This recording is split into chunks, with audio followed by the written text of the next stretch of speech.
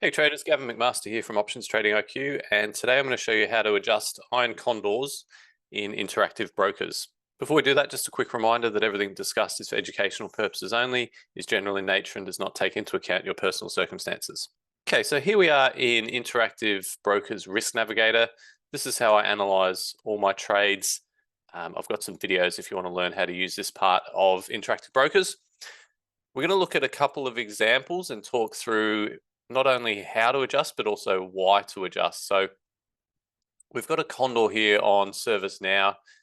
Both the short strikes started around the 15 delta. Stock would have been around here, 745, 750 when we opened it.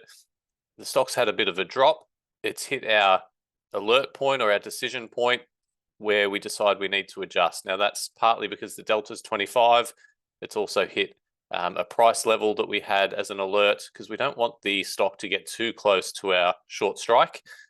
Once it gets really close to that short strike, it becomes much harder to adjust. So we always want to adjust around the 25 delta if we're starting at a 15 delta short strike. Obviously, if you're starting with a higher delta, your rules might be slightly different. But in this case, we need to adjust because we're off center now. We've got more risk. We're closer to the downside than the upside. We've got only a delta 10 here and a delta 25 here. So what I like to do is I like to just run the scenario through in Risk Navigator first, and then I'll decide exactly how I'm going to adjust it, and then I'll go through the mechanics of how to place those trades. So pretty simple for this one. I would probably look at a defensive adjustment, which would just involve buying back the put spread and rolling it down to a lower strike.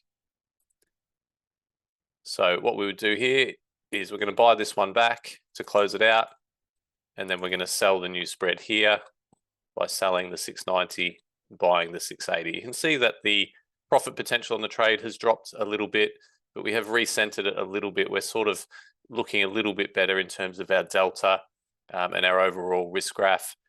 We could potentially even go one lower and roll down to 680, 670.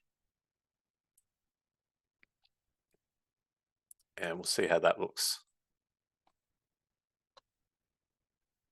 Sometimes you have to reset this T+0 line as well.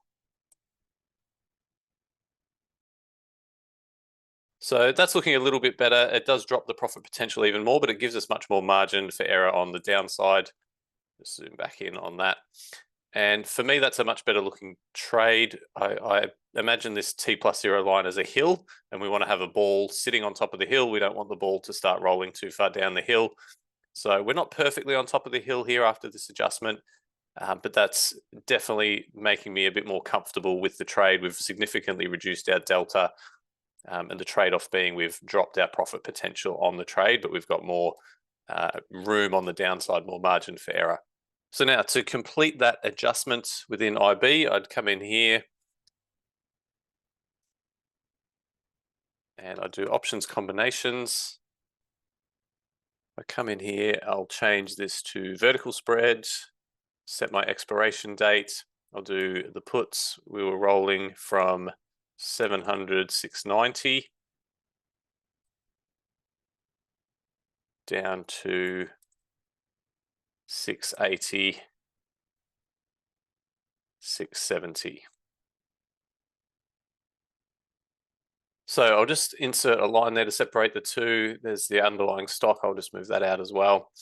So what we're going to do, we're going to buy this one back. Now we're looking at this after hours, so we're not getting any spread prices, bid ask for the actual options combo, but we've got the underlying strikes and the prices. So I'd come in here and I'd put in a buy order. In order to calculate the price, I'll just take the midpoint of the two. So I'll say 820 minus 580. So this is a little tip for you if you're setting up orders after hours and you're not getting a bid ask price, you can just calculate it pretty simply based off the mid price. I'll put in that order to buy that back for 240. Now I usually wait until this one's been executed and then I'll do the other one, but I might set up this order in advance as well. And that's going to be 370 minus 295, about 75 cents.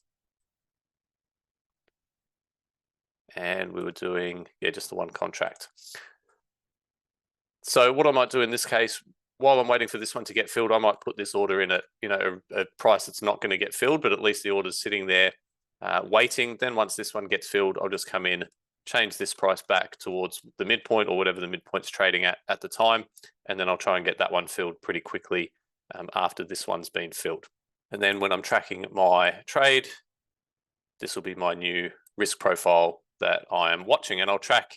The only problem with IB and Risk Navigator is it doesn't track the unrealized P&L once you've made an adjustment. So I have to kind of track that manually in Excel, which is a bit of a pain, or I'd use another platform like OptionNet Explorer, which is really good at tracking P&L once you've made adjustments. So that's an example of a defensive adjustment. We're buying back the put spread that's closer in, and we're rolling it down, playing defense. Now we're going to look at another example of rolling the untested side, so the side that's not under pressure. So I've got another one here on MRNA. Similar story, we started off in the middle. You can see the stocks had a pretty big drop. We can't even see the upper strikes anymore. Thankfully, we're still at a 16 delta here. So for this reason, because even though we're starting to roll down the hill and our delta's getting a bit out of whack and we're not in the middle of the condor anymore, I don't feel like I need to play defense on these ones because they're only delta 16. So this is an example of where I would do what's called an attacking adjustment, where I'd take this untested side, which is basically doing nothing for me. These are only trading about 13 cents, a delta of 4.5, really doing absolutely nothing for the position. I'm going to buy these back and I'm going to roll them in closer.